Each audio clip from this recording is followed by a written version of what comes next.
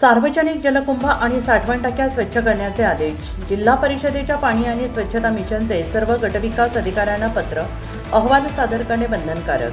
परभणी प्रतिनिधी रमेश मुलगीर. परभणी जिल्ह्यातील ग्रामीण भागातील नागरिकांच्या आरोग्याशी निगडीत असलेल्या पिण्याच्या पाण्याच्या टाक्यांच्या स्वच्छतेच्या गंभीर दखल घेत जिल्हा प्रशासनाने मोठा निर्णय घेतला आहे.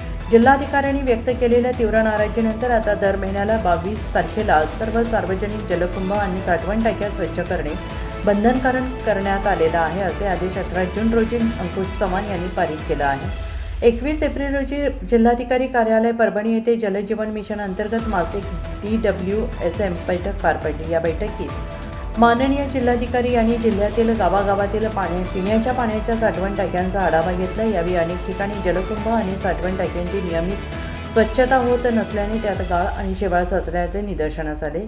नागरिकांच्या आरोग्याला धोका निर्माण होऊ शकतो. या बाबीवर माननीय जिल्हाधिकारी यांनी तीव्र नाराजी व्यक्त केली. जिल्हाधिकाऱ्यांच्या सूचनेची तातडीनं दखल घेत जिल्हा पाणी स्वच्छता मिशन कक्ष, जिल्हा परिषद परभणीचे संचालक प्रकल्प संचालक अंकुश चव्हाण यांनी सर्व पंचायत समितींच्या गटविकास अधिकाऱ्यांना आदेश दिले आहेत.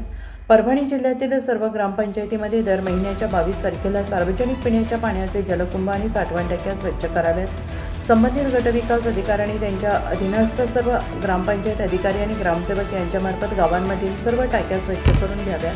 स्वच्छता केल्यानंतर कामाच्या फोटोसह कार्य अहवाल जिल्हा पाणी आणि स्वच्छता मिशन कार्यालयात सादर करावा. तसेच दूषित पाण्यामुळे जलजन्य आजार पसरण्याचा धोका असतो, त्यामुळे नागरिकांच्या आरोग्याच्या दृष्टीने हा निर्णय अत्यंत महत्त्वाचा मानला जातो आहे. 22 जून 2026 पासून या आदेशाची अंमलबजावणी झालेली आहे.